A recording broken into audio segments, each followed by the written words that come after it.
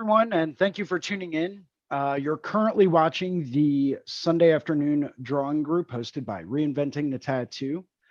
Artists, make sure that you go to the page to click on the Zoom link to join us today.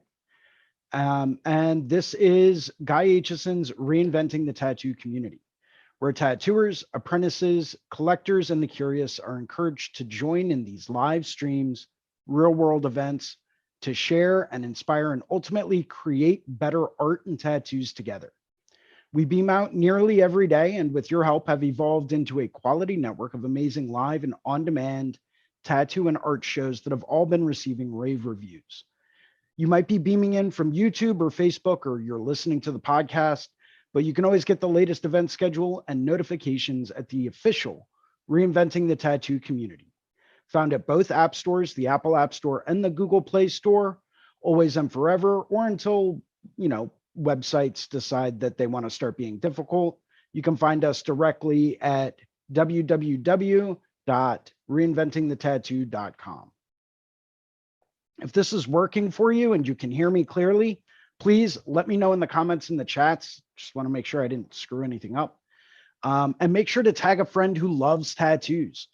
We're always trying to gain more interest and different perspectives from different people about, topics that we discuss.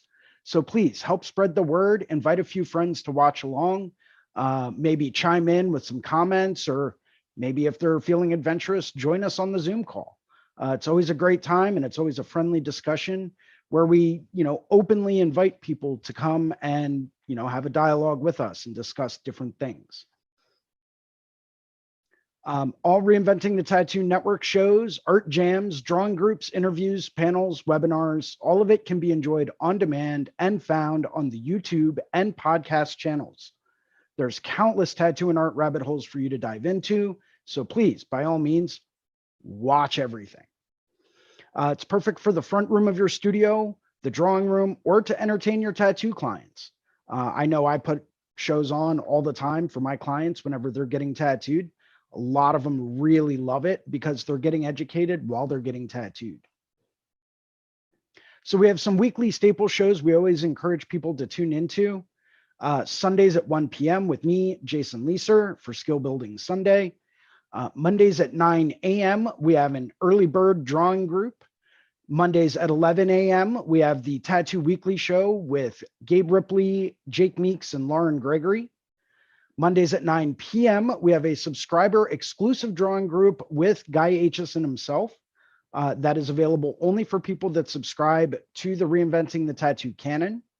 And it is absolutely awesome if you're ever looking to really up your art game, up your tattoo designs, if you're really looking for critiques and different things that you've been working on to really try to take your work to another level, get a subscription and join the Monday night classes.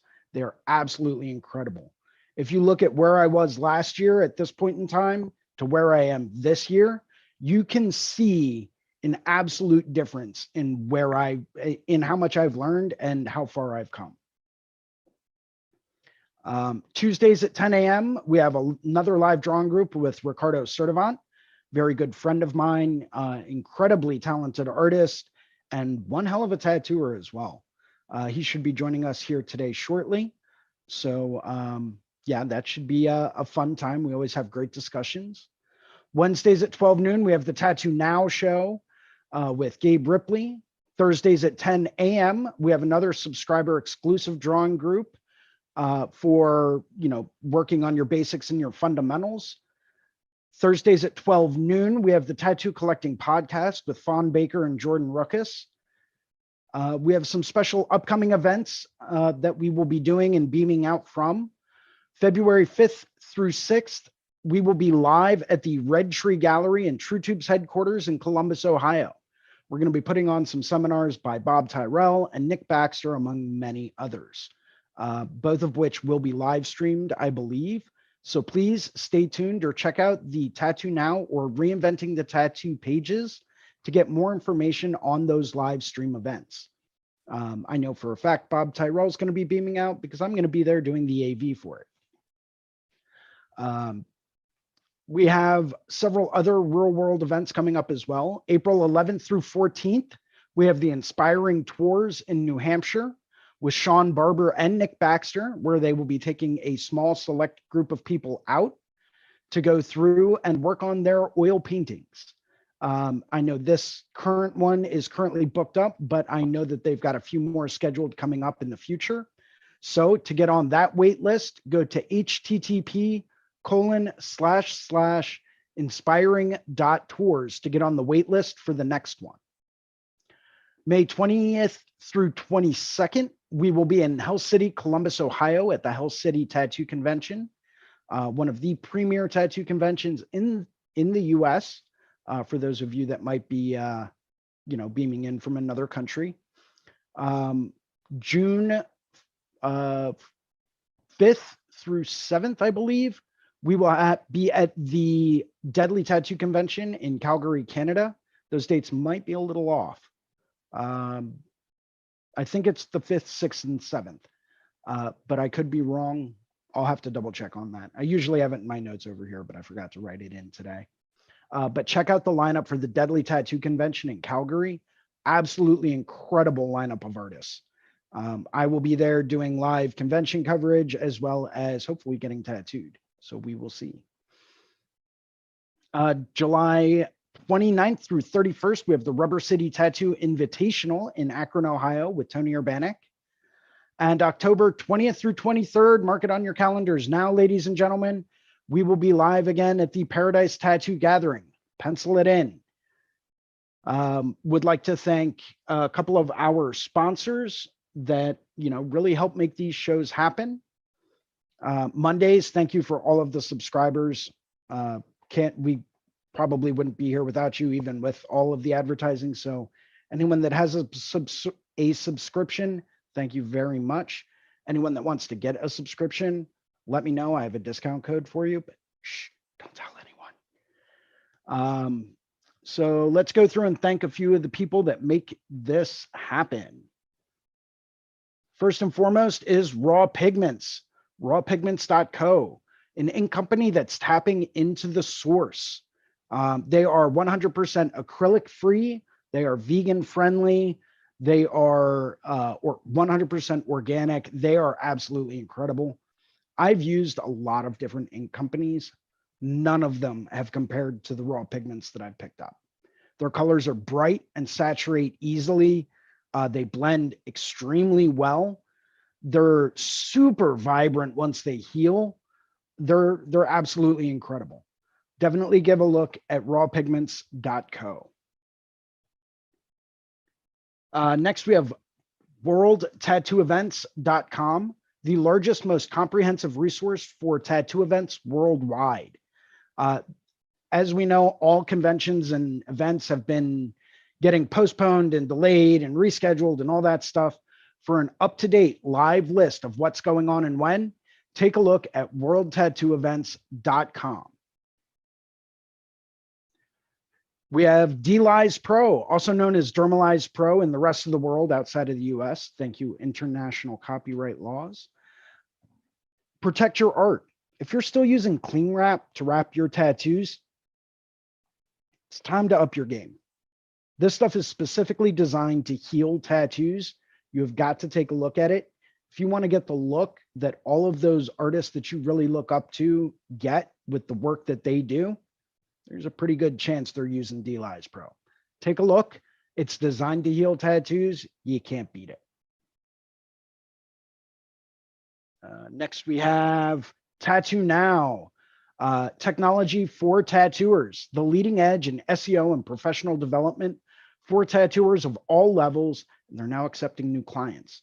If you really want to attract the clients who want to get the work that you want to do, this is how you do it. Tattoo Now. And of course, none of this would ever be going on without a special thank you to Guy Aitchison and GuyAitchison.com, the founder and inspiration behind Reinventing the Tattoo. Go take a look at GuyAitchison.com. You can pick up a copy of his Biomech Encyclopedia, his DVDs. He's got machines for sale, custom limited edition coil machines. For those of you out there that are collectors like I am of coil machines, you cannot go wrong. These things are awesome. They're completely designed and tuned by Guy to give you that specific look, and they're very limited production. I think there's only a couple of them left. Grab them while you can. They will never be made again. I can almost guarantee you that. He's got some custom oil paintings up for sale as well. Feel free to go through and pick those up as well. I'm actually thinking about snagging one myself, so hopefully you guys don't buy the one I want. But yeah, GuyAitchison.com. And I would also like to go through and give a quick shout out and thank you to some of our affiliates, namely the Fireside Tattoo Network with Jake Meeks. It won't teach you how to tattoo, but if you already know how to tattoo, it will teach you how to tattoo better. There is absolute gold on that channel. Go take a look at the Fireside Tattoo Network with Jake Meeks. And as well, the Apprenticeship Diaries.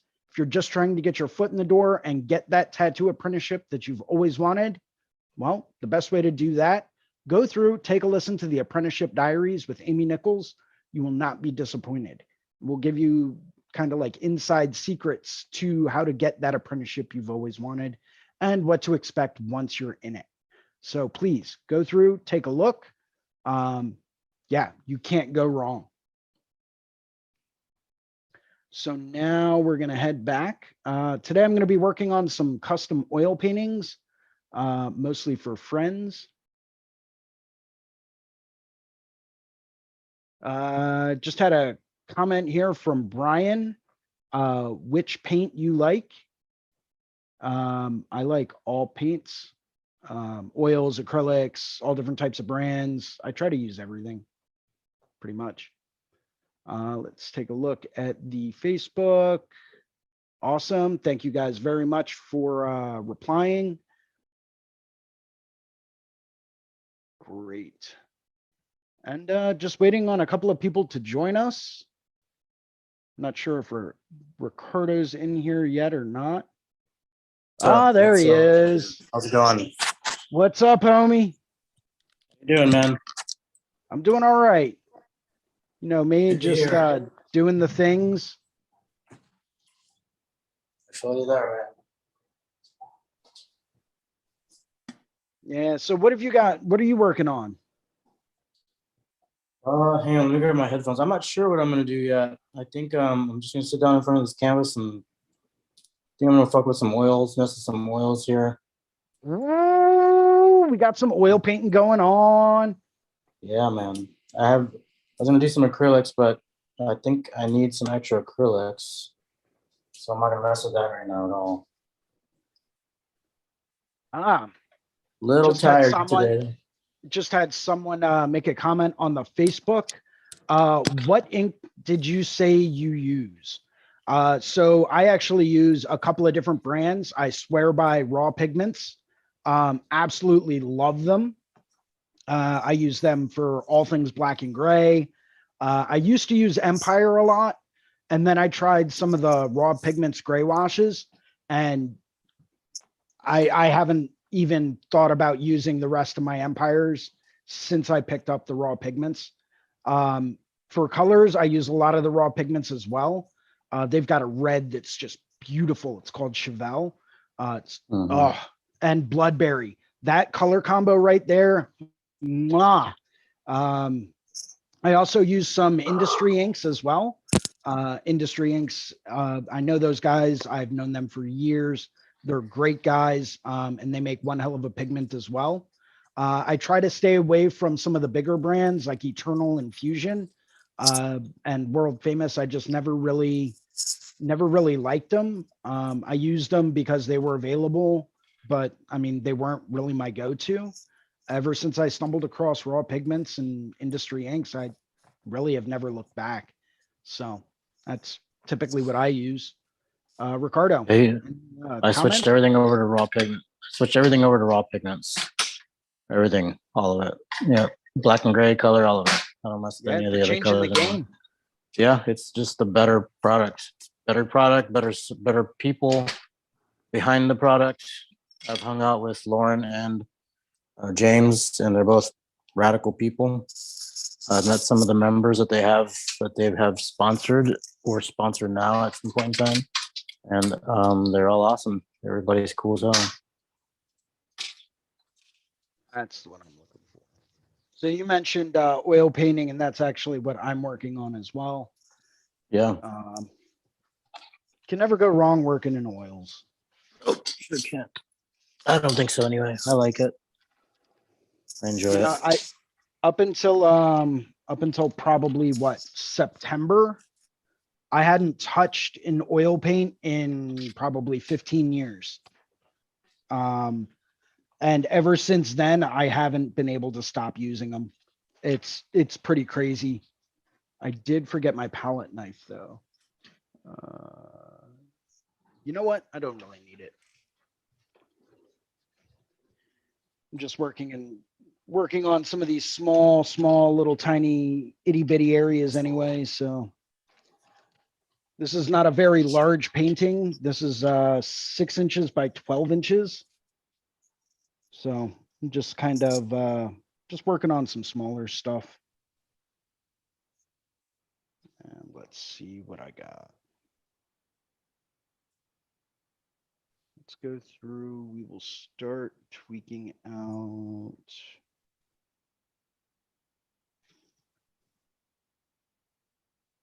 Grab a little bit of Payne's Gray, a little bit of my Betty White. Rest in peace, Betty. Yeah, that's sad, man. She was a rad person. I honestly, for the longest time, thought she was immortal. Yeah. You know, kind of like a vampire. Richards. Oh, yeah. Yeah, that's them all.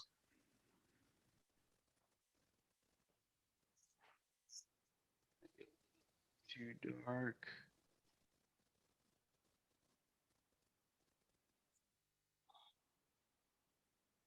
Yeah, I was actually I was reading an article the other day that I found really fascinating. In fact, I may bring it up and I might post the URL to it as well. It was actually on a photography forum, and it brought up, let me see if I can find that real quick. Let's see, Google.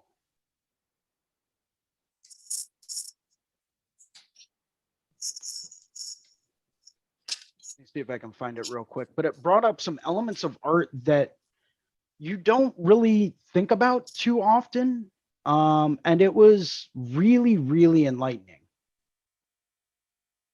Let me see if I can find that. I know it's saved on my phone. Collections. And Ricardo, I know for a fact you would love this. What's up, man? This article, it brings up a lot of different stuff. And I'll go through and I'll share my screen with everyone.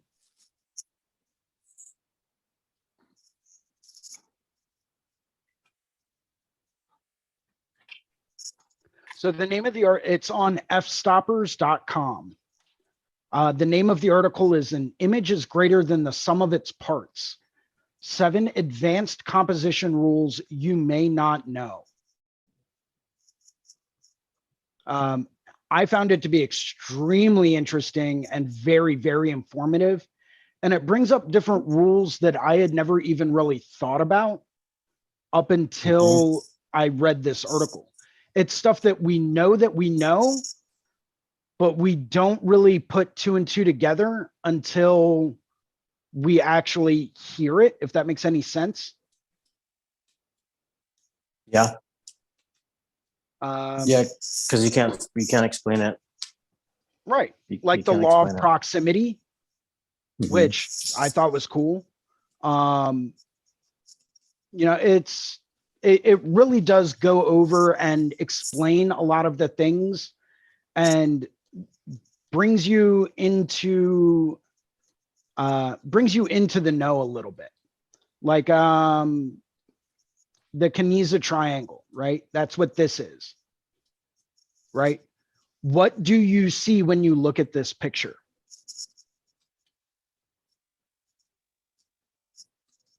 What do I see? What do you see? A rectangle with circles and triangles in it, and the rule of thirds. And okay, now let's imagine you hadn't just licked a toad. And I also see the golden ratio in that too.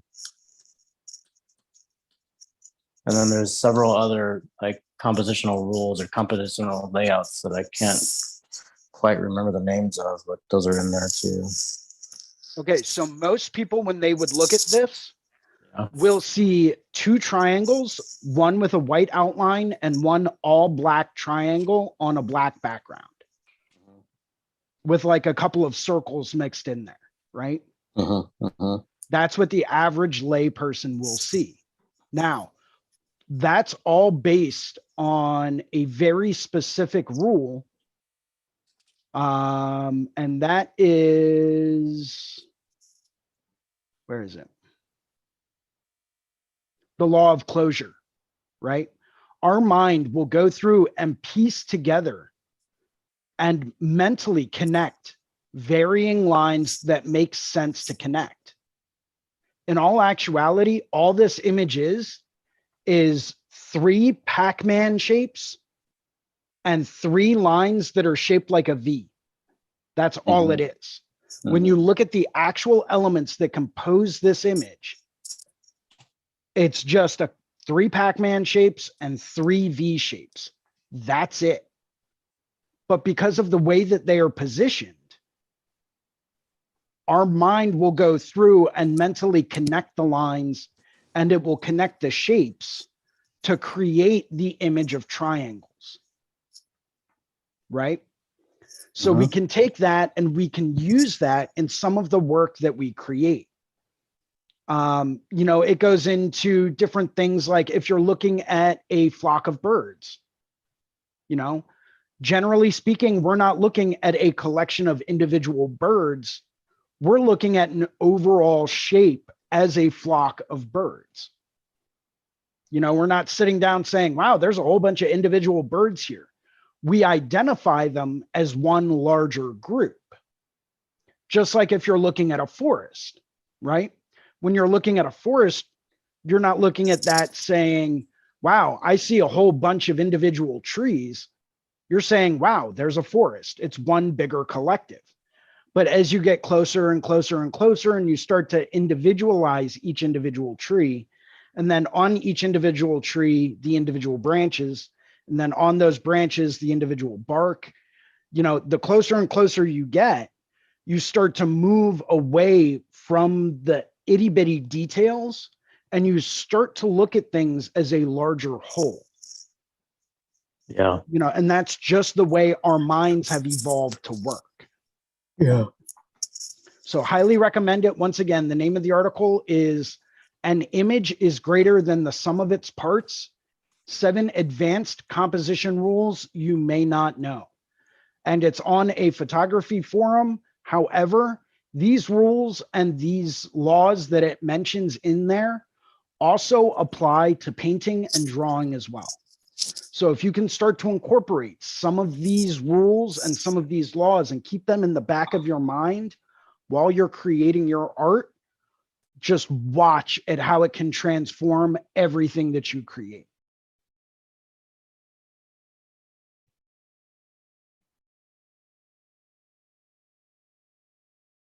So just wanted to share that with everyone because I found that to be absolutely incredible. Super incredible. Hey, Jason, hold on. I'll be right back. Okay, buddy. I gotta grab some paints and stuff. All right. This kind of all circles back around to something that I'm notorious for mentioning, and that's working in a lot of different mediums, whether it's watercolor, whether it's acrylics, whether it's oil paints, whether it's graphic marker or colored pencil. Work in as many different mediums as you can and really start to learn about them, because you have no idea how much they will overlap each other and how much they can impact, you know, everything that you do when you're creating your designs. You know, I always try to recommend that no matter what you enjoy working in, no matter what medium you prefer, give it a shot. Try working in something that you've never worked in before and just give it a go. Just see how it goes for you. And I think you will honestly be really, really surprised at, you know, just how much can cross over into, you know, into other mediums. You know, understanding the golden ratio and the rule of thirds, right there, you can start to break that down and apply that to large scale tattoo design. I remember listening to a seminar given by Jeff Gogwe and how he breaks everything down into basically a 9 square grid. And he tries to put, you know, different things in different areas. Well, that's essentially going based upon the rule of thirds, right? Because you have a top third, a middle third, and a bottom third, and then a left third, a middle third, and a right third. So there's 9 specific areas that you can actually go through and put things into. You know, I'm not sure if he still subscribes to the same base philosophy, but I know for a while he did. And I remember hearing that for the first time, and it was absolutely mind blowing. I was like, wait a second.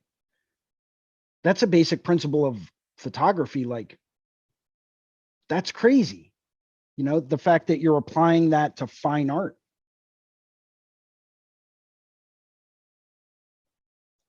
You know, so go through, take a look, try to incorporate different things that you learn about different mediums and apply that to your design aspects, apply that to the tattoos that you're creating, and just see what kind of an impact it can actually have on the work that you do. You know, I know a lot of graffiti artists that are out there that, you know, switch from doing graffiti to doing tattoos. Well, they're taking some of the elements that they've learned when doing graffiti, and they're applying that to the designs that they're currently doing in the world of tattooing. You know, a lot of the same base art principles and lessons that they learned. They're applying all of it at the same time, you know, which kind of makes sense when you think about it, because graffiti is kind of tricky, and so is tattooing. Well, at least I think it is. You know, but I'm a firm believer that the more mediums you work in, the broader knowledge base you'll develop. And the more broad the knowledge base you develop, the more skills you have to take to the table.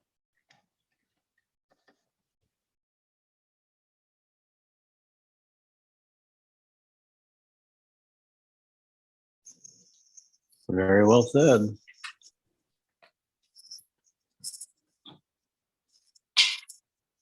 All right.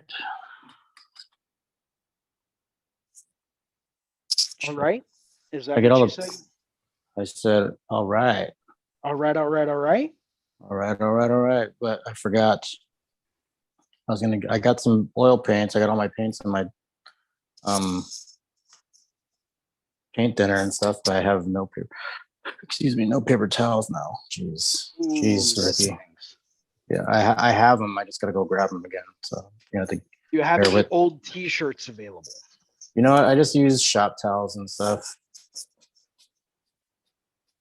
I've got a few old t-shirts I like to keep on hand just for painting. I mean, I use blue shop towels all the time, as you can tell. But one thing that I won't ever forget from high school, when I took one of my first painting classes, we were working in oils, and there was a girl that went out on a limb and wanted to try doing something a bit differently. She brought in a whole bunch of older t-shirts that she had sitting around at home and cut them all up, and then used the fabric instead of brushes to apply the paint to a canvas, and it gave it such a silky smooth look. Pretty fun. And I was like, that's really different. Like, I never even considered that. So I'll use that technique sometimes just to go through and you know, kind of play with some texture things, and tends to work out all right sometimes.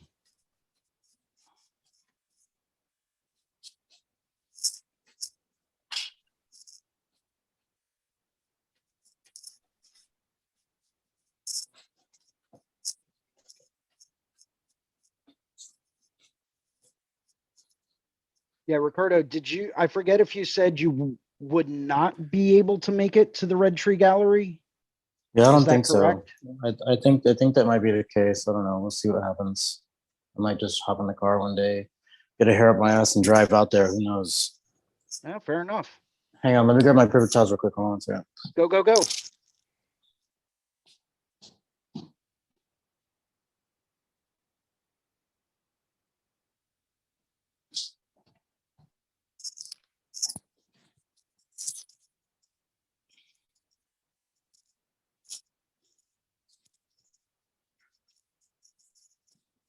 While we were thinking, Huh? See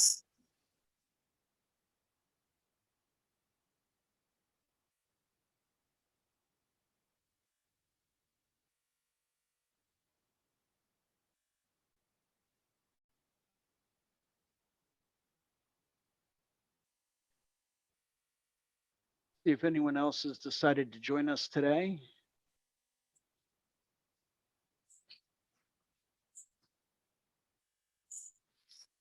should I move this closer? Move it a little bit closer.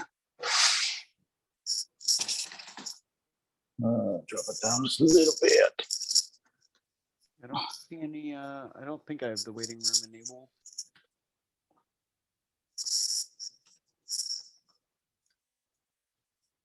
Yeah, it doesn't look like anyone else has joined us, but Man, that's all right. we're just We've hanging, always man. been able to get along pretty well together Yeah. without any kind of moderation, which is kind of scary. Does that mean we're responsible or what? We should probably have some type of supervision whenever we get together and hang out. Oh yeah. Just because. Well, I don't want shenanigans to ensue. Or maybe I do. Shenanigans are good.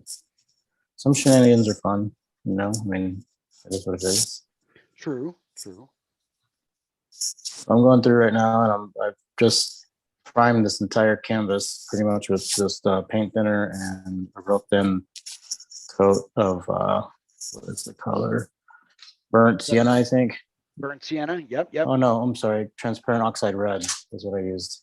Oh, interesting. Transparent oxide red, yeah, because I want the overall background to be kind of reddish. So right now it's kind of orange. I don't know if you can pick up the orange in the screen. Yeah, I can see it.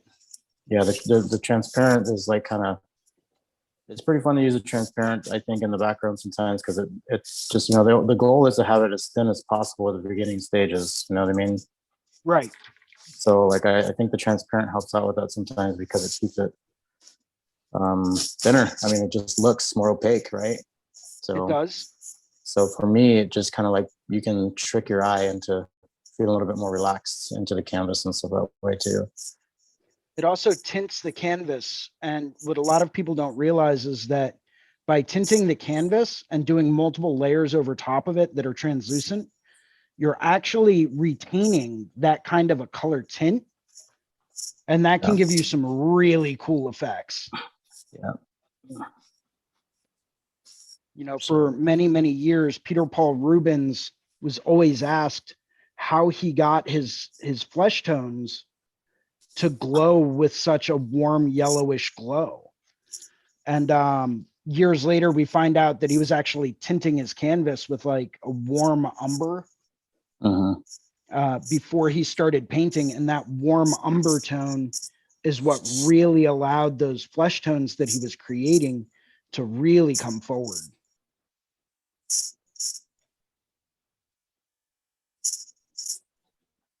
You know, I've also found that when you start out with, you know, a specific color temperature, whether it's warm or cool, it can actually really help you push and pull in different ways, because you're now working on a multi-axis of contrast. You know, you're working on multi-dimensional contrast, because you now have the ability to push and pull with warms and cools, as well as darks and lights.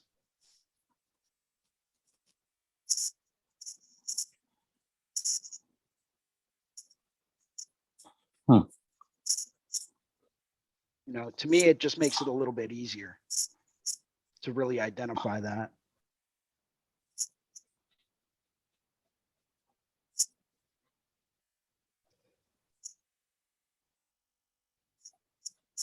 I decided to take one of the drawings that I did on one of the trips back.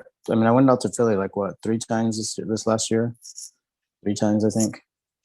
And I think on one of the flights on the way back, I ended up drawing this sketch of a snake with a woman face, a woman head, and a hand and a skull and stuff like that. I think this is what I'm gonna work on today. Oh yeah, man. Now, when you're coming up with these ideas, what does your, like, give me a rough idea of what your thought process is. You know, are you thinking, hey, let me see if I can do something in a way that I haven't ever done it before? Are you thinking, you know, I wonder what's going to come out if I add this to this? Are you creating these designs with a very specific purpose involved? Yeah, most of the time the purpose, I'll go kind of backwards. Most of the time the purpose is whatever emotions that I feel like I'm dwelling on at that moment. You know what I mean? Is it dark? Is it light? Am I feeling happy? Am I feeling kind of gloomy? And I'm getting that like overall feel into the painting, I think, or the design.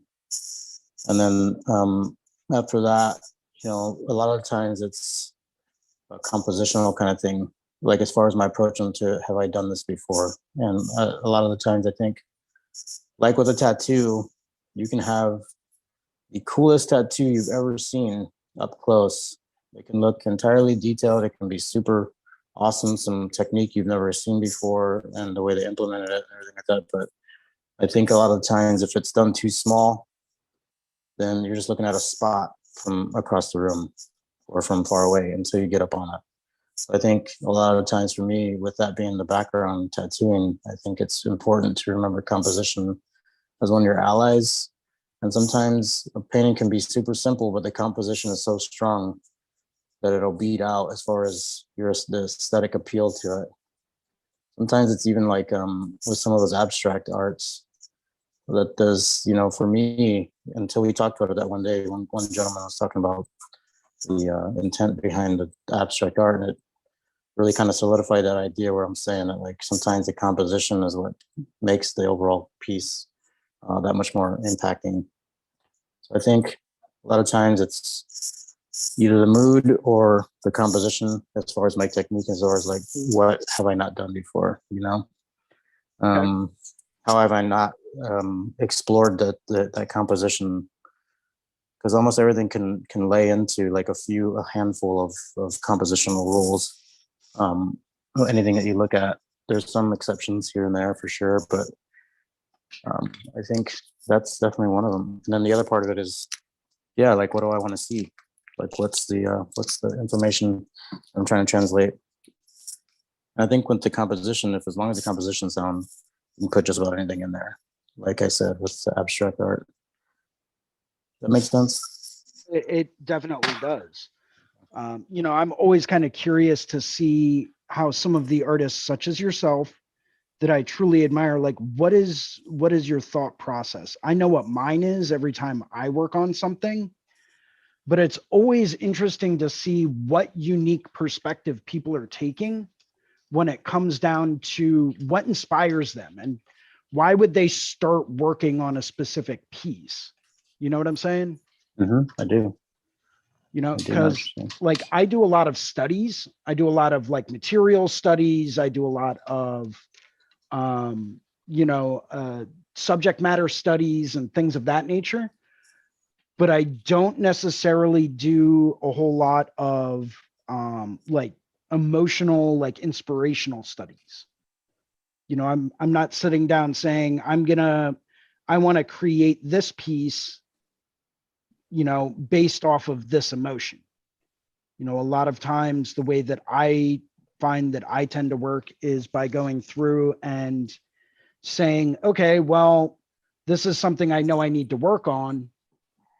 You know, let me try to work on this a little bit more so that I can go through and be better at that. Or, you know, a friend of mine said, hey, I've noticed you don't really draw a whole lot of like wildlife or foxes or anything like that.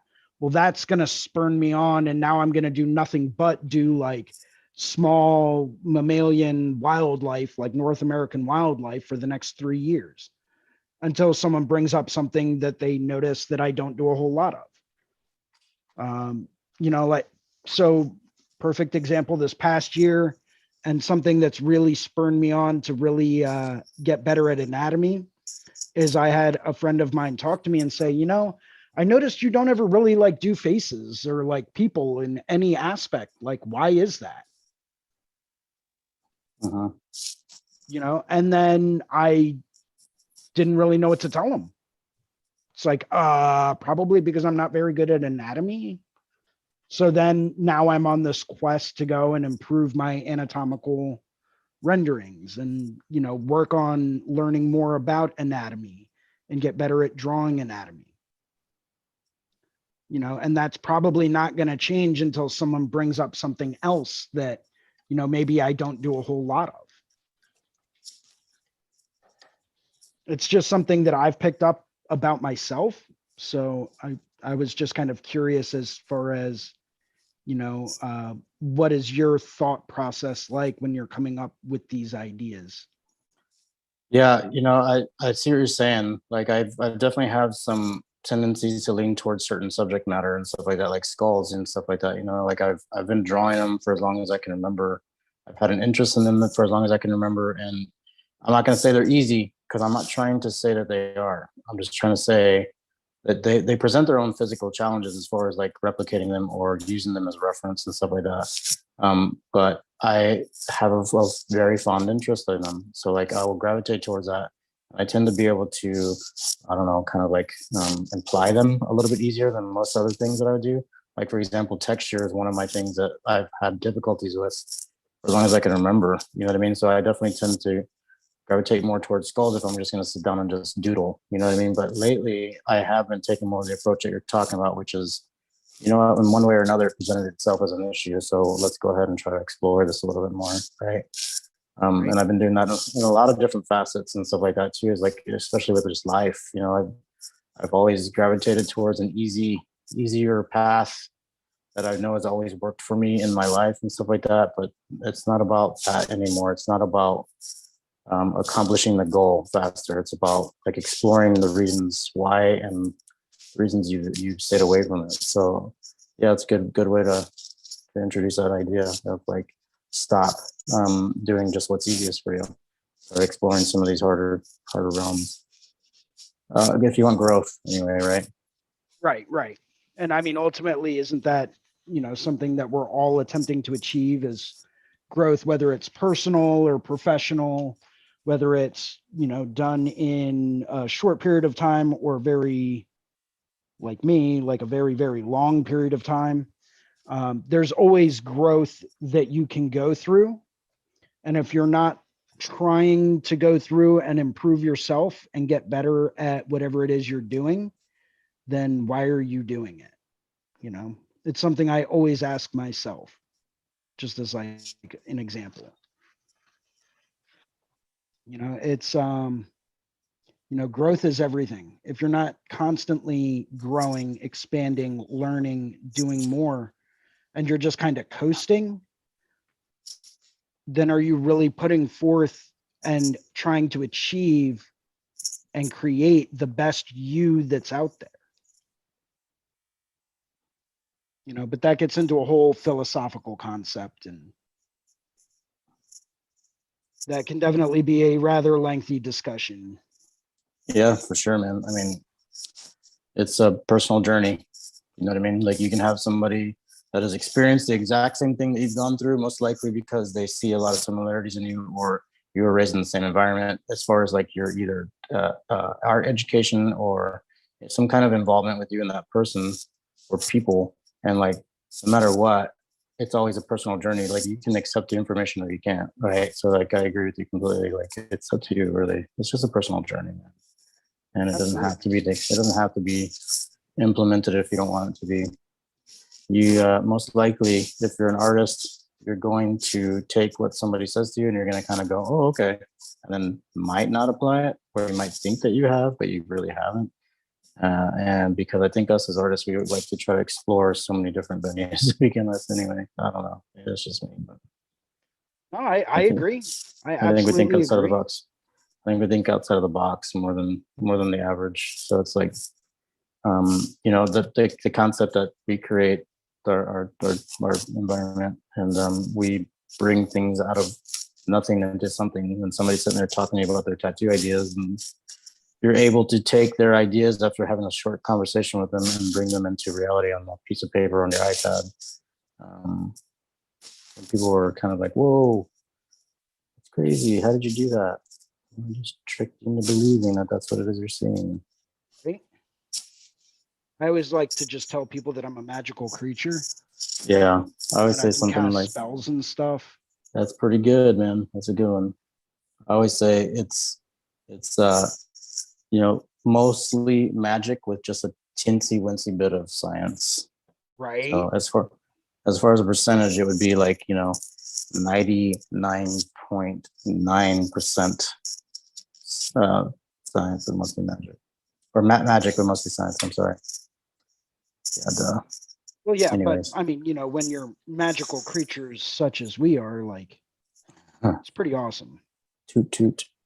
I mean, science only complements our innate magical abilities.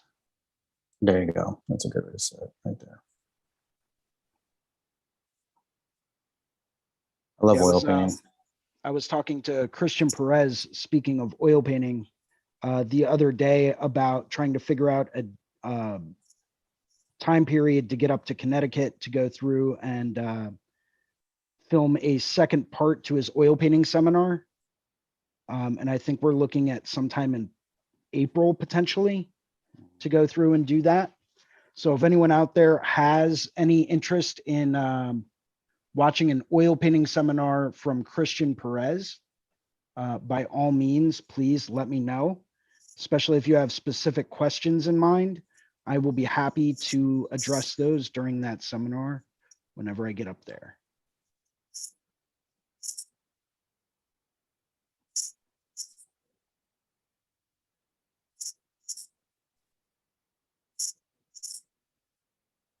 Yeah, I was going through in preparation for this coming weekend up at the Red Tree Gallery.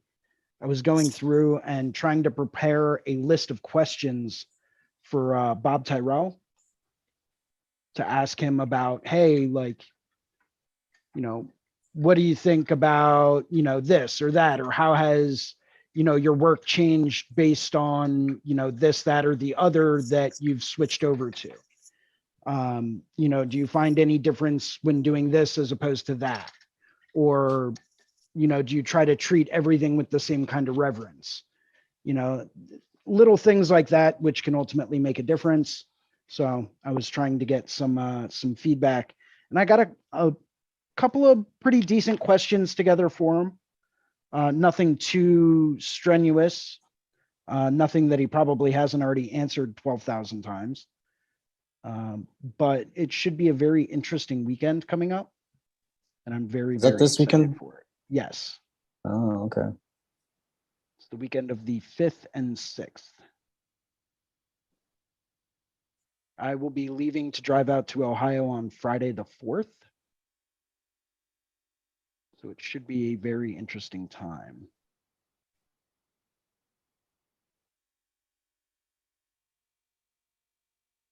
Hopefully that gives me enough time to get out there, get everything set up, you know, get situated, and get a little bit of sleep before the seminar on Saturday. How far of a drive is that from Illinois? It's like what, 5 or 6 hours? I'm not even sure, to be honest with you. I can look it up for you, but I don't think it's very, very far. Maybe 5 hours.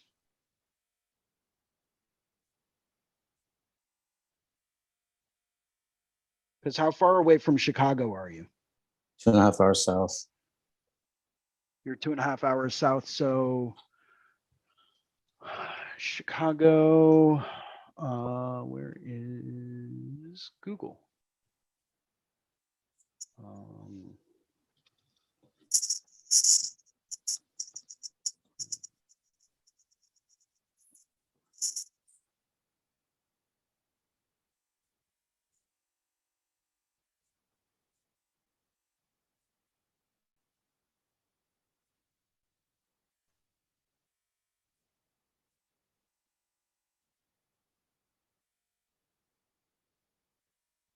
5 hours and 13 minutes to Normal, Illinois. There you go. I'll think about it.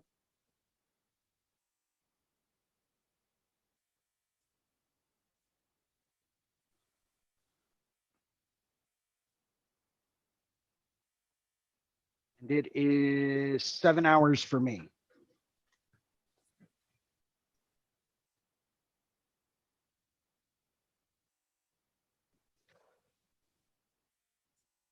Which really isn't that bad of a drive.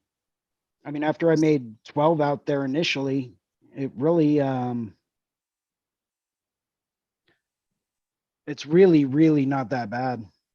Not in my opinion, at least, but I mean, some people don't mind driving. Some people hate driving.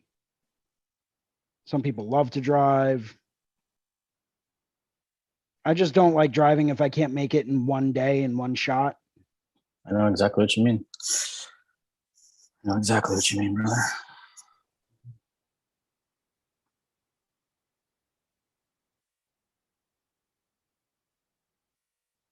This is the reason that I like to have the canvas so wet, is because sometimes you can apply the paint, and if it's a little thicker than what you want it to be, you can take a dry brush and blend it out a little bit, or you can just kind of wipe it up with a paper towel even.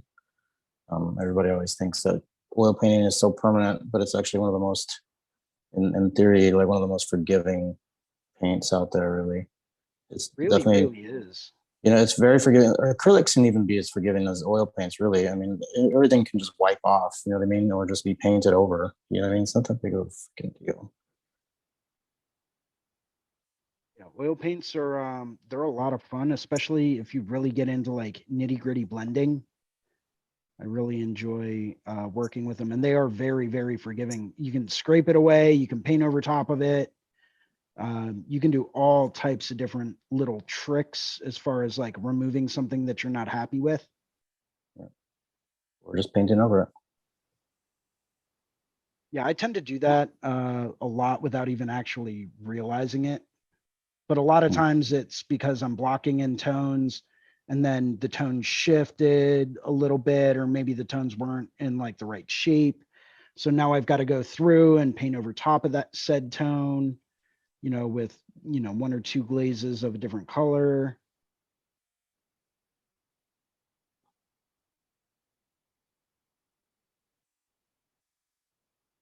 I'm just ecstatic that I finally got a hold of some brushes that are as small as I need them to be, so that I can go through and really start to get some of this nitty gritty detail in here. 3 inches.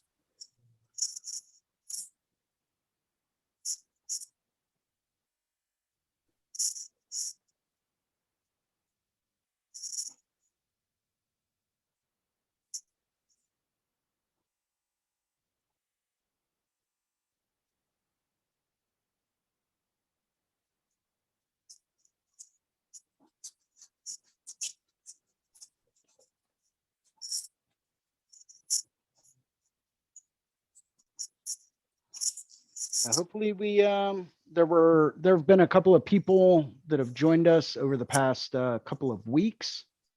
Hopefully we can get some of them on. I know I was talking to someone the other day about jumping in.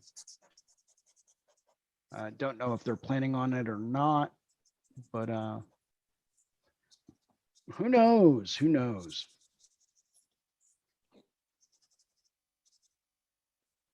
Yeah, I know Gerardo was trying to jump in last week and didn't see his message until after the session. So I sent him the link, seeing if he wanted to jump in. I know Tattoos by Nicole on Instagram. She's been in here the past few times. So hopefully she gets back out here. She's been drawing her butt off. That's awesome. It's awesome to hear. Keep wiping away. Wiping away. Wiping away. First you add, and then you take away, and then you add some more, and then you take away some more, and then you add some more, and then you take away some more.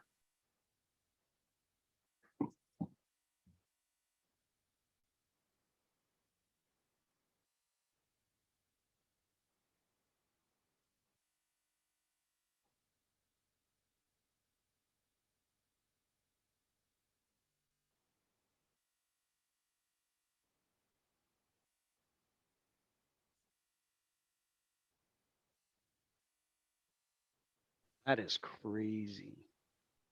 What? So I just came across scrolling through Instagram a little bit and came across this one image. I'll share my screen real quick.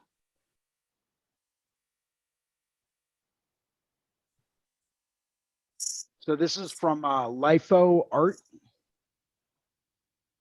Pretty crazy. Out of Seoul, South Korea. And I mean, look at the intricacy in this and the size. Yeah, it's nuts, dude. It's pretty crazy right there. Yeah. Look at that. And the overall, like, that overall luminosity, you know what I mean? That overall, like, what do they call that? Yeah, the overall composition, the overall, like, glow, the way the light hits that atmosphere. And that super subtle cast light on the back side of it, super soft and subtle. Just really really brings it all together. Absolutely incredible work.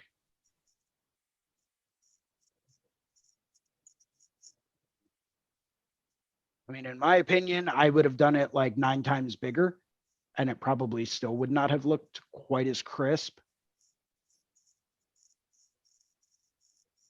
But I mean, just it's so crispy. Those edges are on point and the value is spot on.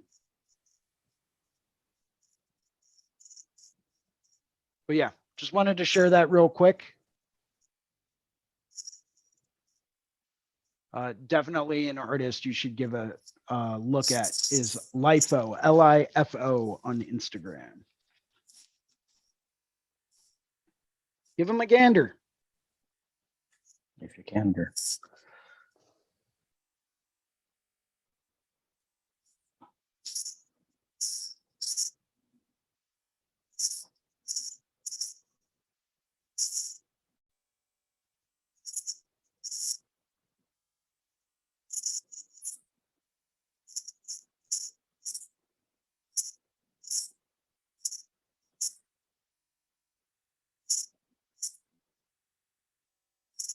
Darken here to this little brow line.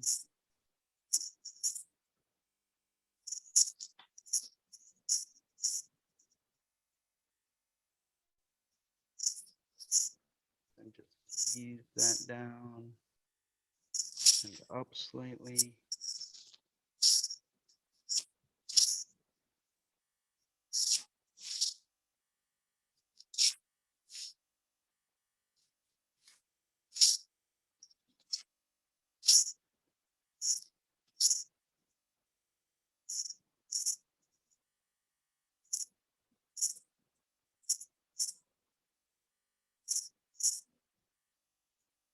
Now we add some white.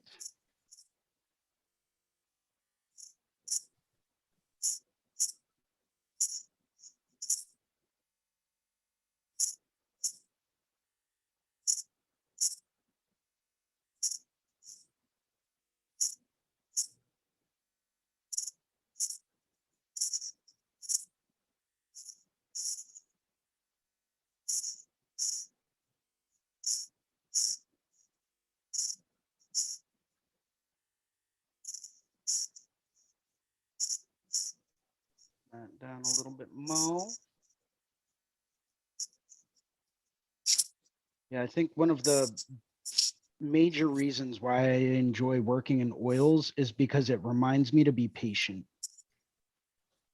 And patience is something that I think everyone, even people that are extremely patient to begin with, I think it's something that we all need to revisit and focus on every now and then.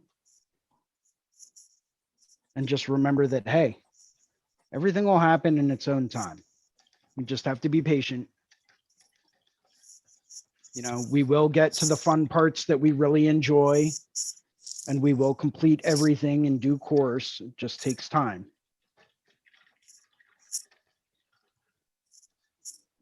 You know, you got to put in the time in order to achieve the level that you want to achieve. It's something I constantly try to remind myself of.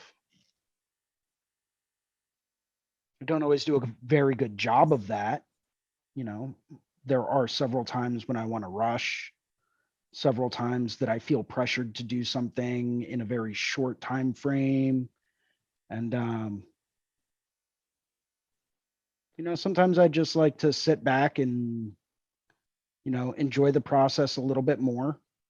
And that's generally when I find that I move the fastest and do the best work, is when I'm not pressured and I'm not rushed.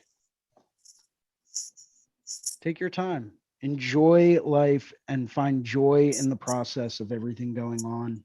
You want to ever be disappointed. Well, I mean, you'll still probably experience disappointment. I was gonna say that's, yeah. I was like, well, about that, when you actually care, that's when you find yourself being vulnerable to that emotion. Absolutely. Yeah. So you will still feel disappointed, just maybe not quite as frequently.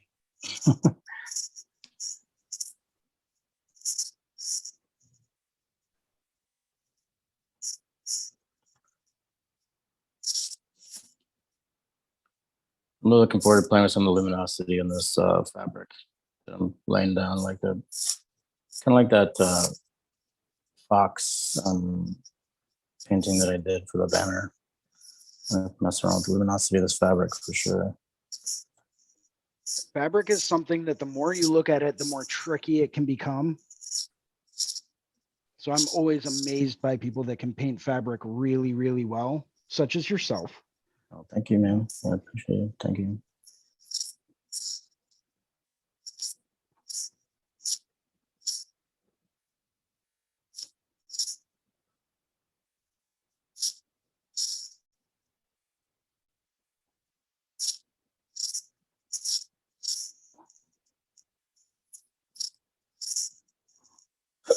Excuse me.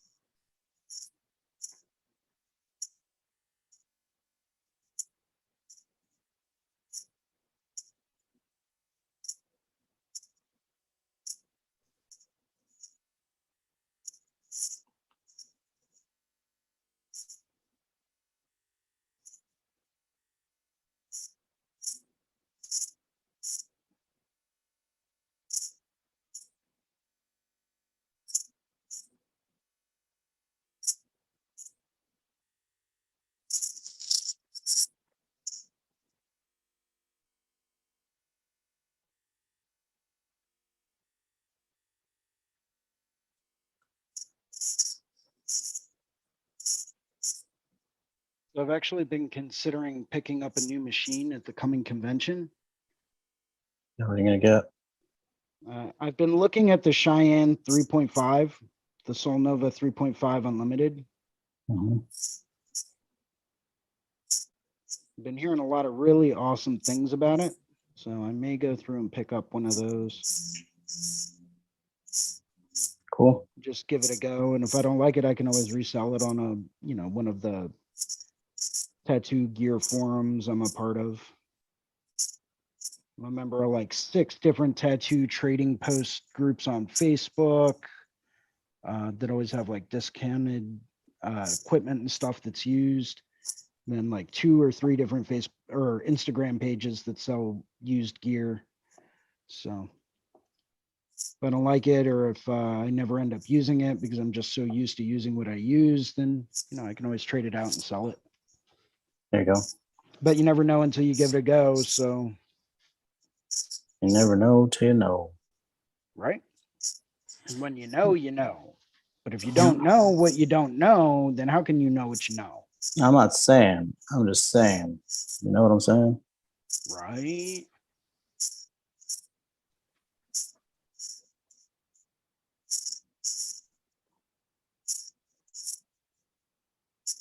I remember I was in Louisiana working with a buddy of ours. He'd gone through a nasty breakup, and he was like, "Man, I just need you guys to come hang out." And so we're like, "Yeah, dude, we're there." So we went to a shop. We hung out with him for a week and tattooed and everything. It was fun. We had a great time. But it was funny because like I tattooed this dude's neck, and he's like, "Man, I'm bringing all my friends in here." I was like, "Okay, cool." He did. He brought all his friends in here, and like we are tattooing them and stuff. We all ended up hanging out, having a good time, and they came in like every week. Him and all his buddies came in every week, and he kept saying, "Man, we can tell you guys are from the north. You know that? You know how we can tell?" I was like, "What?" He goes, "You keep saying, know what I'm saying? Know what I'm saying?" I was like, "Yeah, okay, that's cool." He's like, "So what about you? Like, what do you guys say down here instead of know what I'm saying?" He goes, "You heard?" I was like, "All right, you heard." I was like, "Okay, you heard it. Sweet, man. We're good." It was pretty funny, dude. That was a great time, dude. I had such a blast. Don't you love it when that happens? Yeah, absolutely. Absolutely. You heard? You go to visit a friend and just hang out and chill and whatnot, and help them through their shit. And next thing you know, you're learning all kinds of stuff that you never thought you would otherwise know. Right. Serendipitous learning is what I like to call that.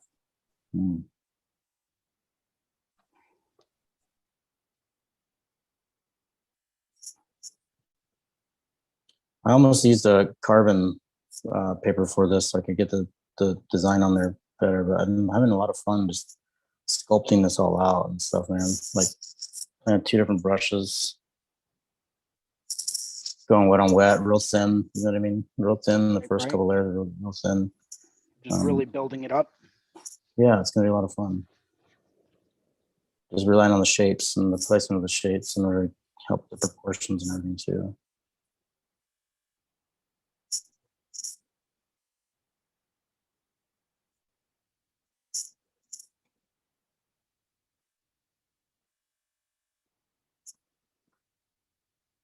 Starting to find one of the disadvantages to using brushes this small. What's that? They don't really carry too much pigment.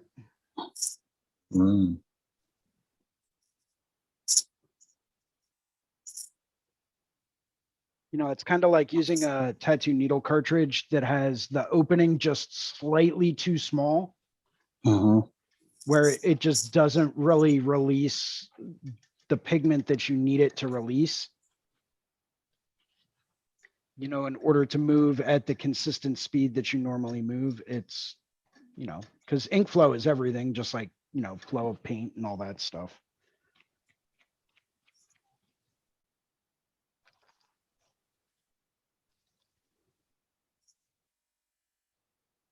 I'll try something a little bit bigger.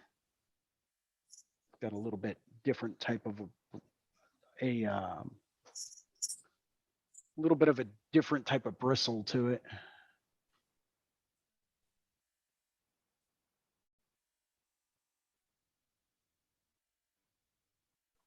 We'll give this a go and just see how this works. Not the finest tip I've ever found, but maybe it'll do.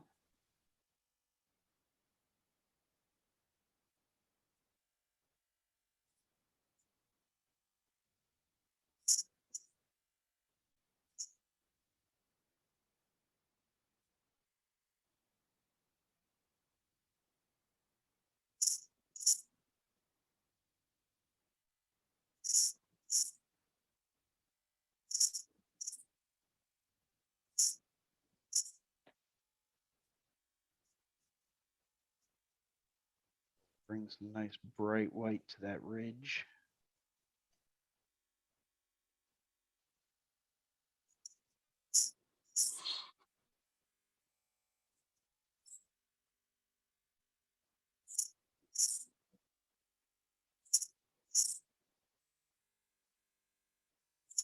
What brand cartridges are you using now, man? Just Black Claw. Black Claw. Nothing but Black Claw, yeah. Yeah, I saw BJ Betts came out with his signature brand of cartridges. Oh, I didn't know anything about that. Yeah, I was thinking about picking up some of those and giving those a go and just doing like a little bit of a product review on those. Awesome. I'll just let me know what you think. I might, but I know he's got limited sizing, so you know, I'm not sure if he carries the types of pins that I'm used to using for specific things. But I mean, I'll try them. I'll give anything a shot at, you know, maybe once. Why not? Well, almost anything. Almost. Why not just give some cartridges a chance, man? Like, why not, dude? You know what I mean? Like, oh well, go for it. Right. I think you might fall in love with them. Yeah. I mean, that's, you know, I got a recommendation for Black Claw and then I switched over to using those. Then I realized that, you know, the types that I enjoy from those are, you know, in stock maybe once a month. I've actually, yeah, I know exactly what you mean, but I've actually been finding that they're in stock all the time now, and I've even been getting them shipped a little bit faster. Even, dude, it's crazy. Like it's wild. Yeah, I think they were just running into some supply chain issues. Yeah, seems to not be the case anymore, man. Like honestly, it's been pretty awesome. Yeah, maybe they're back up and going, you know, strong. I'll have to take a look at their website today and see if they have the stock of what I normally use. Because I've been floating around to different brands, you know, trying out some different ones, trying to find an alternative because I was so tired of going there just to realize that they were completely sold out of like, you know, most of the liners that I wanted, or, you know, maybe I needed more mags and, oh, wait, nope, can't get mags. They're almost completely sold out of those. Yeah, sure. And it just gets frustrating. Sure. Normally I'd turn around and I would say, you know what, screw it, I'll just make a few mags. But ever since I switched over to cartridges, I don't exactly have that option. So yeah, you have to bust out all the old guys or just some, some disposable tubes and stuff. Yep. Get the clip cord back out, man. I know, right? Screw clip cords. I just go direct terminal connection. Just give me 2 wires with bare copper at the ends. I'll just twist those things on.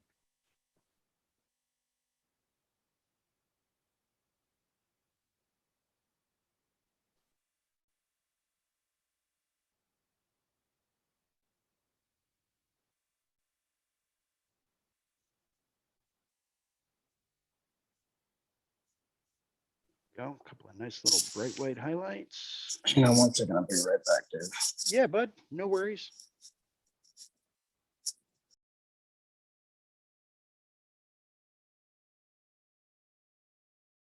So now I'm going to pose a question to all of you out there that might be watching. Looks like we still have a few people on Facebook tuning in. I don't know if we have anyone over on the YouTube channel that's watching us live or not, but if you are watching us live on YouTube, feel free to make a comment in the chat box below. Wanted to get some ideas from you guys. What would you like to see on these shows? You know, do you want to see more live tattooing? Do you want to see more live painting? Do you want to have more artist interviews? Do you want to have, you know, what is it that you really want to see that would really make you tune in a lot more often? You know, it can be anything. Could be, you know, Jello wrestling, you know, whatever. Looking for some feedback, just trying to make this a little bit better for all of those of you that are out there that are watching. You know, so feel free to make a comment. Let us know what you want to see.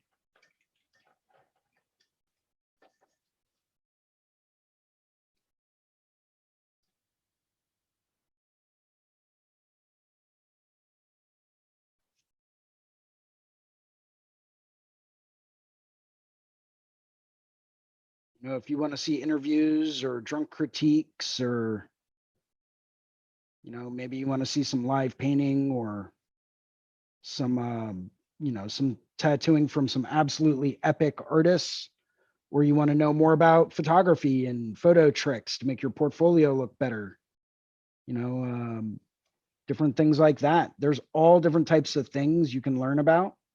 Let us know what you want to learn about.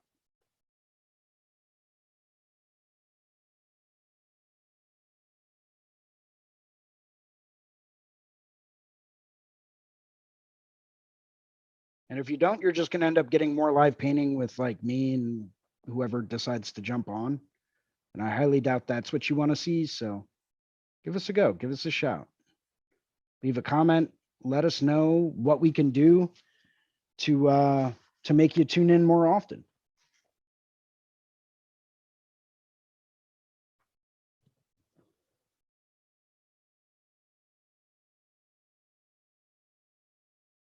And if there's nothing and you just want me to be quiet and go away, that's cool too. Tell me.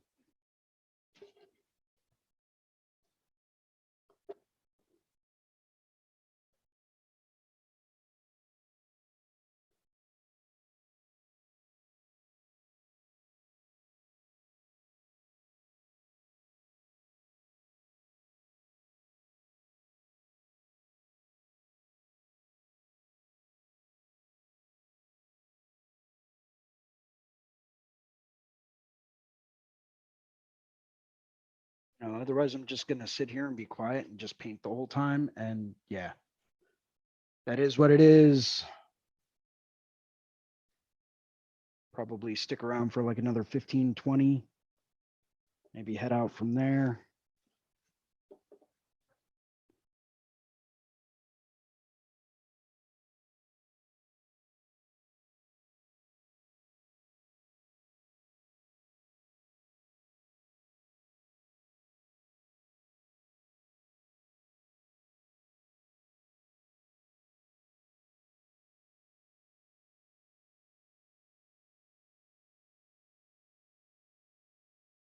One thing I love doing whenever I'm painting. Skull's looking awesome, dude.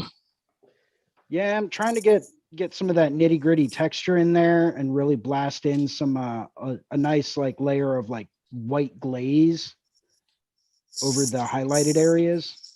Yeah. Just to help bring that out a little bit more.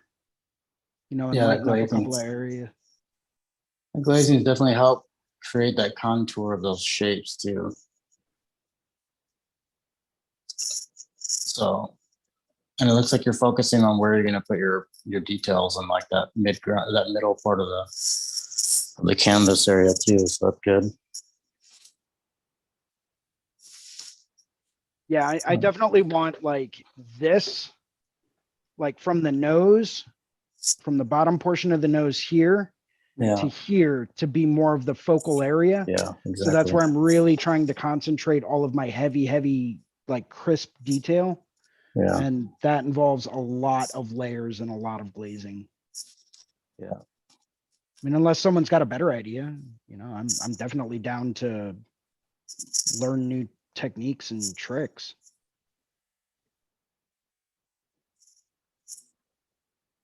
I've never, and I don't think I will ever get to the point where I've learned all that I need to know. There's always something more I need to learn. Absolutely.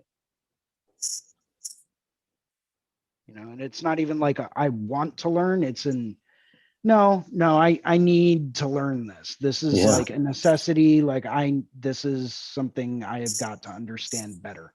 I feel you there, dude.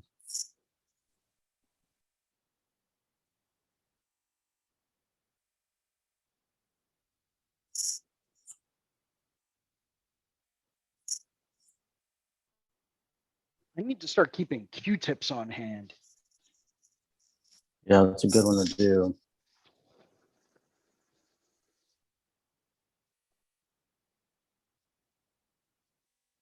Or just start working on less absorbent surfaces. Yeah, I'm actually using a canvas board for this one today. Are you? Yeah. Did you? I was gonna use a masonite board, but I decided to just go with canvas board. I almost even just used the canvas paper, but I was like, whatever. Now, do you prime that first? Do you add like an extra layer of gesso or anything like that over top? This one I didn't. Sometimes I will, but this one I didn't. I was in a hurry. I wanted to grab it and get something on the canvas. So it might bite me in the end, but let's go for it. Well, I actually think I picked up a couple of 12 by 24 canvas panels as well. And I'm actually considering going out and picking up some drywall spackle. Yeah, you've been talking about that. Throwing a layer of that over top of it to kind of even out the grain in it and make it more like a plasterboard. Mm-hmm. And then throwing a layer of clear gesso over top of that. Yeah, man. One of my special gesso concoctions. There you go.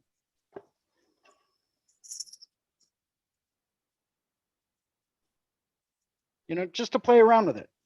You know, maybe I'll take this same skull painting and I'll redo it bigger and just see how that goes. You know, I'm notorious for doing like 3 or 4 different versions of the same thing just to try to get better at doing the same thing. You know, like a skull oil painting. Cool. Here's one. Here's another one. Here's another one. You know, but that's also because I'm trying to understand the medium and the subject matter more. You know, that comes back to the first question I asked you today, which was, you know, like what's going through your head? What is the intent behind doing and drawing the things that you do? And for me, a lot of it is just trying to understand things a little bit better. You know, like I spent the better part of 2 years just drawing snakes, just trying to understand them better, you know, and different ways to draw those and how do the bodies coil around and how do the scales work and, you know, what kind of a texture is that going to create, but what do the underbellies look like, you know, because that's going to be critical. You know, little things like that just to try to understand subject matter better and have a better like comprehension of, you know, what are the parts to this? And because I spent so much time drawing snakes, I can whip those out freehand pretty much any time I want.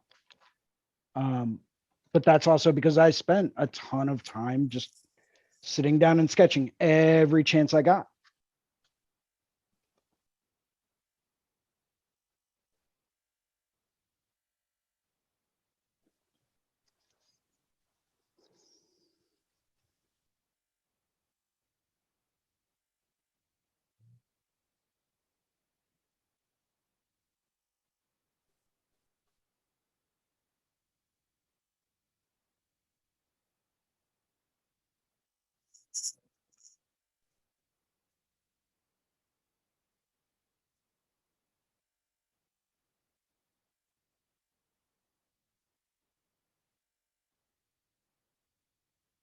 Tiny itty bitty shadowy things, shadow shapes, shadow shapes.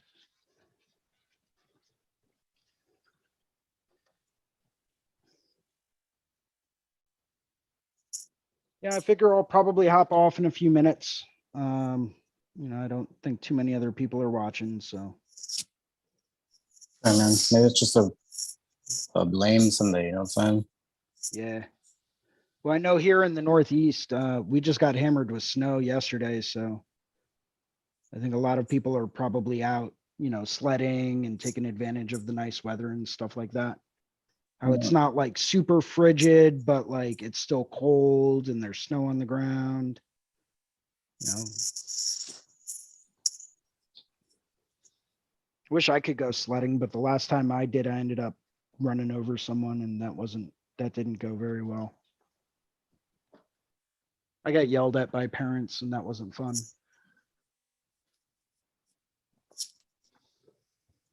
What are you doing? I'm having fun. It's sledding.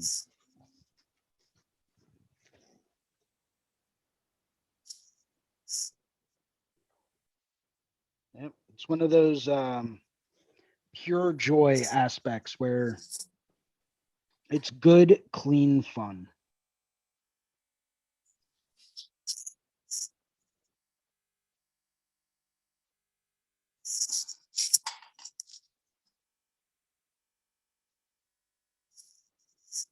If you don't end up, you know,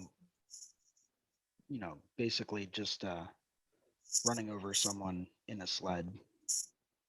That's not fun. Not for them. Might be for you, but definitely not for the person that gets bowled over.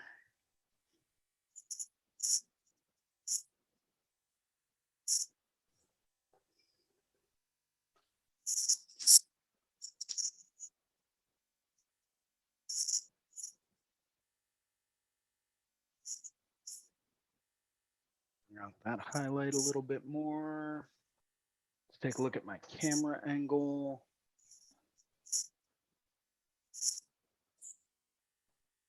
Zoom in a little bit more.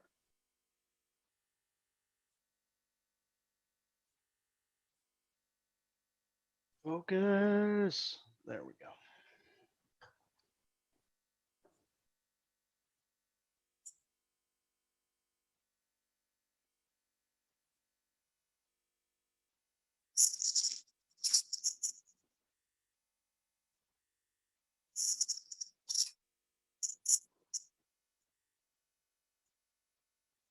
That's better.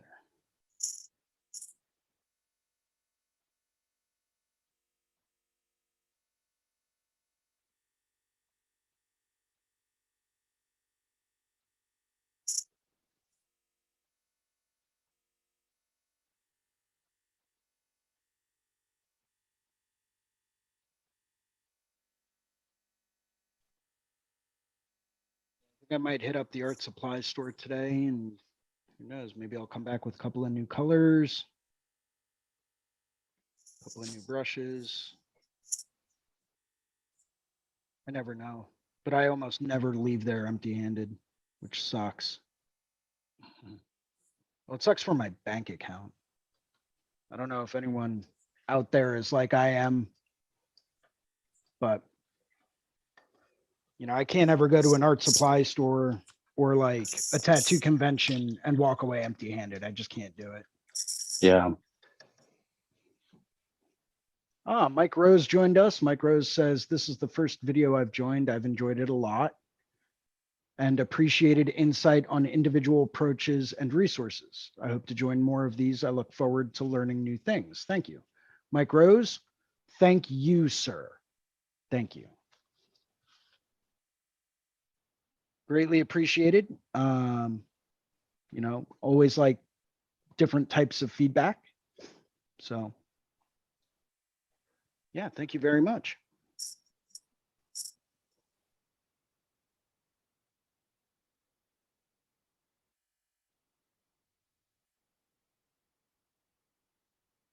We'll throw a little bit more of this line in here. Small. Maybe a little guy coming up this way.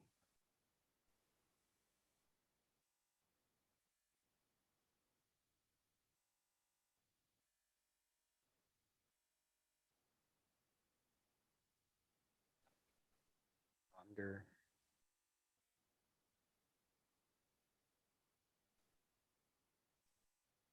And I think it's starting to take shape, man. It's definitely adding some of these little cracks and divots. I think it's really starting to add some texture into it.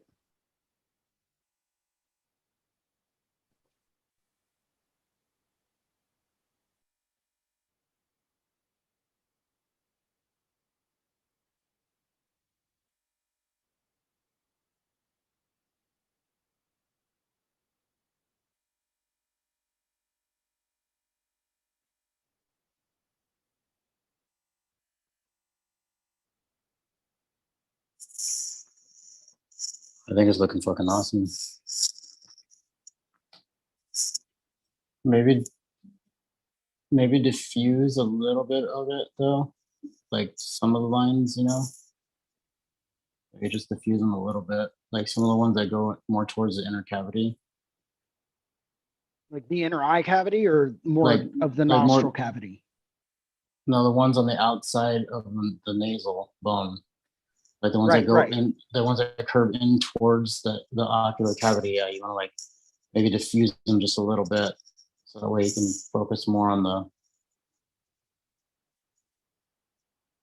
ridge, on the higher ridge of the plane. Very good observation. I like that feedback. Very good observation. I will definitely do that. You're right. I think it's a little too prominent. Yeah, just like there's too many prominent lines. You know, I think if they were like a little bit softer, more soft, like just some that are just diffused a little bit more, might help out. Might help with what you're trying to accomplish. Again, this is why I should probably have Q-tips on hand.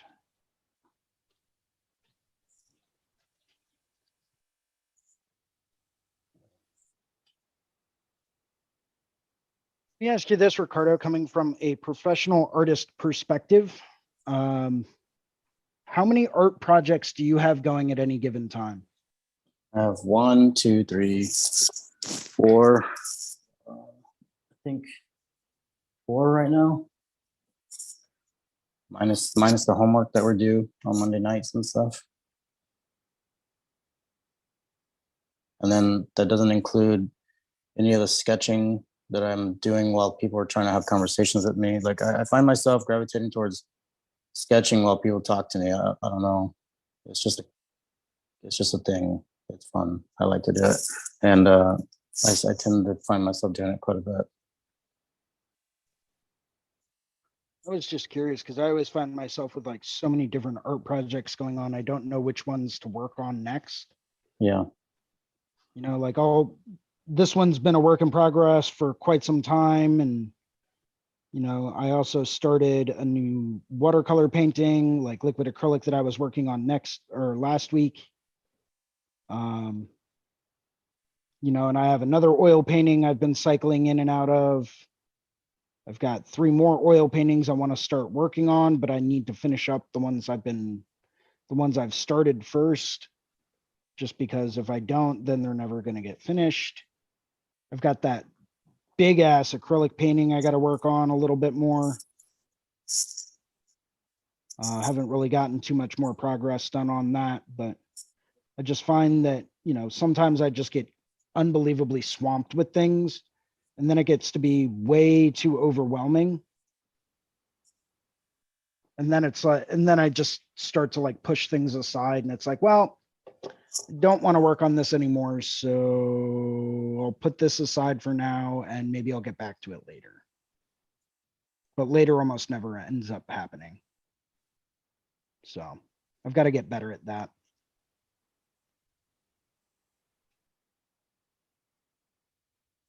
But yeah, I was just curious just to see, you know, how many different things you tend to juggle at any given time.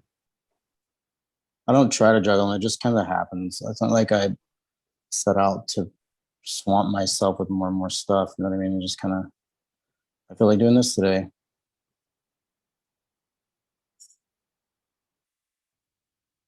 That makes any sense. It does. It very much does.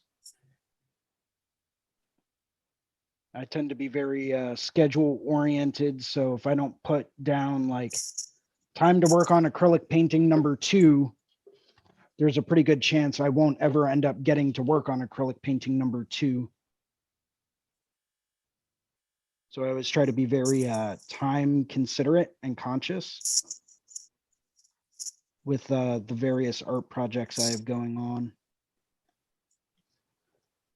It doesn't always work out like that, but you know, I find putting down a block of time just to work on one specific project to try to get that closer to being completed generally tends to help me out a little bit more. Because otherwise I get distracted and I'll end up doing something totally unproductive, and that's not good. Nope, sure isn't, is it? No, we like productivity. Well, I like productivity. I don't know if you do, but I definitely do. Being productive is one of my favorite things in the world.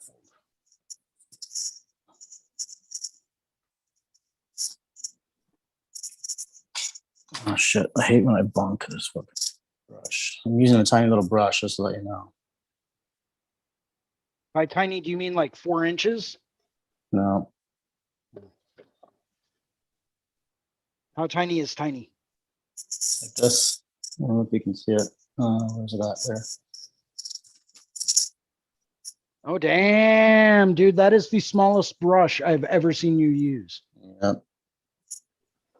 And are you going through and just like sketching in with that? Or are you trying to start working on refining some detail or?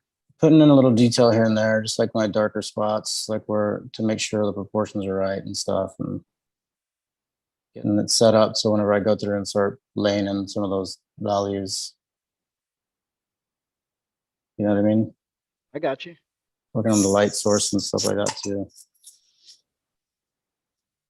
But trying to keep it wet still. Trying to keep it real transparent.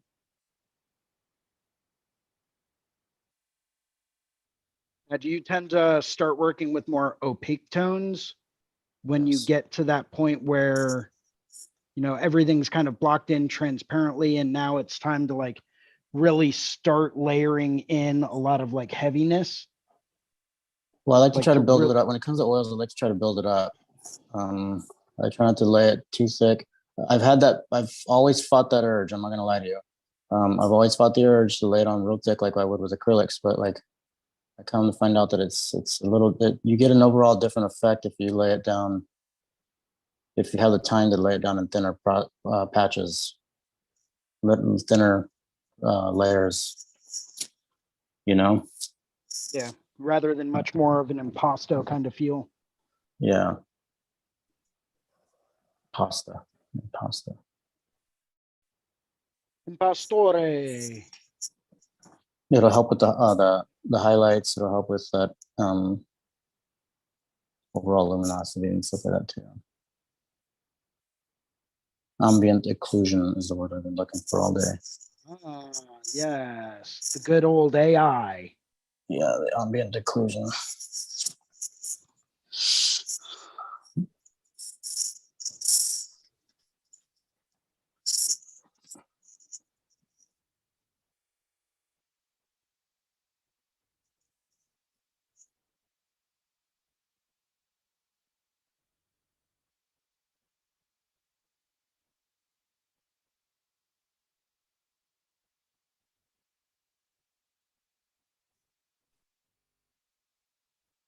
The one thing I hate about cheap brushes, you get bristles that fall out all over the place.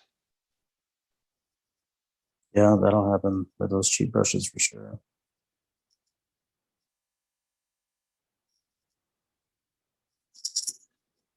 And it's a pet peeve of mine when you finish a painting and you can still see some of the bristles that are left in the paint.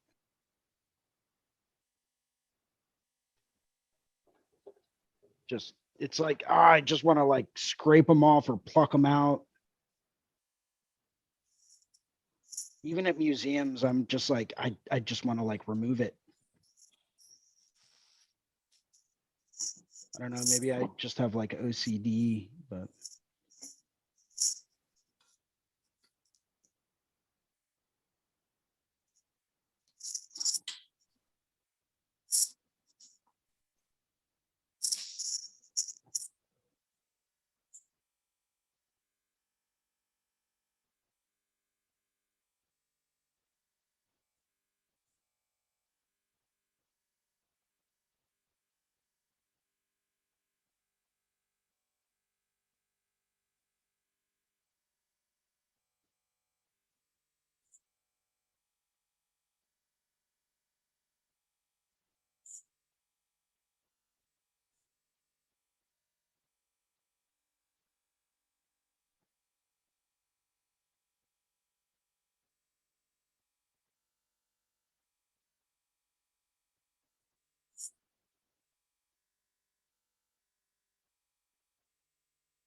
Bit more gel medium here.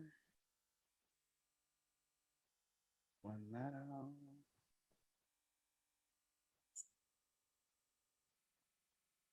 Yeah, I've started to adapt a little bit of like a watercolor trick to using these oils. And I have to say, it kind of works pretty well. What's that? As far as getting like nice gradients in there, or like blending out an edge or something like that. I'll go through and I'll lay down some color first, basically just like straight paint. And then I'll take whatever blending or gel medium or like liquid or whatever it is I'm using. And I'll go through and I'll use that almost as like a water. So if I'm working with like liquid acrylics or watercolors, I'll lay down paint first, and then I'll blend that out using like a wash. And I've started to do that, only instead of water, I'm using like a gel medium. And I'm really kind of liking the gradients I'm getting with it. Just have to make sure your brush is thoroughly dry before you go into that gel medium to start blending. Otherwise, the Gamsol or mineral spirits that you're using is going to thin it out even more, and that can make it be a little bit runny. It doesn't flow like watercolor, but it does allow for a very nice blend. And I do really like that.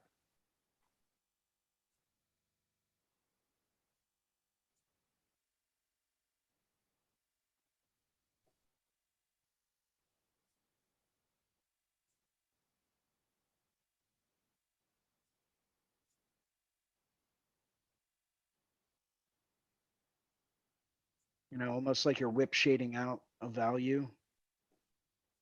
Right. To get that like perfectly smooth blend, but still having it be pretty saturated.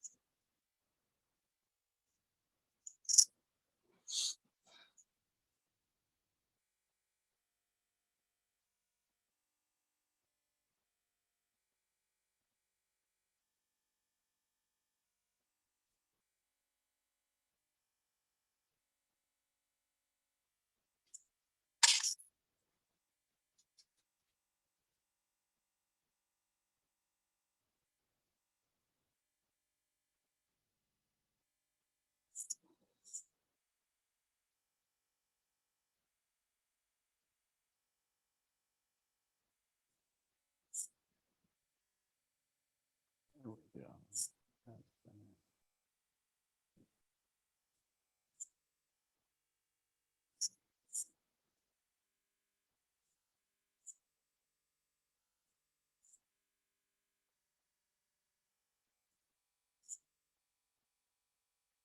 Still there?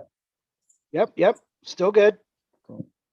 Sorry, I got lost in the thought for a minute.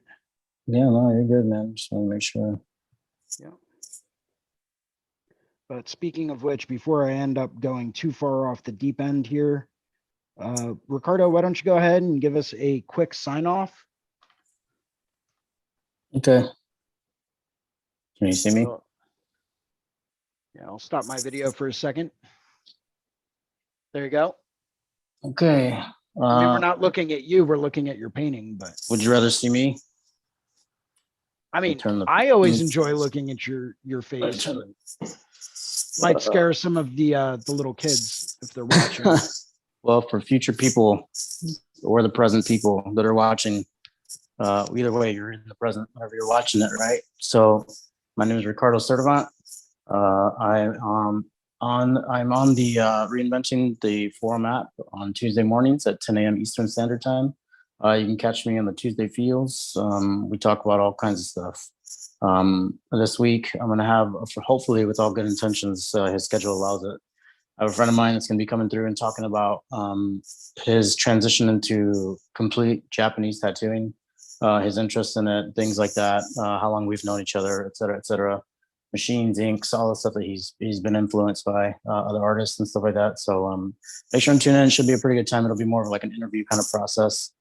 They have a really cool shop with a lot of cool art. And at some point in time, I'll stop through there with the camera and get all that stuff set up and do some more stuff with the other artists there that are all pretty incredible artists. So make sure and tune in. And thanks for joining us, Jason. Thank you so much for allowing me on today, man. It's always fun to hang out with you. It's been fun to paint and everything like that with you as well. So thanks, dude. Very welcome, man. As always, you're always welcome. I always love hearing your input and, the advice that you put forth. So thank you very much for jumping in. At this point in time, I'll go ahead and I'll give you my sign off. So thank you very much for joining me today. I host these sessions every Sunday at 1 p.m. For the Skill Building Sundays.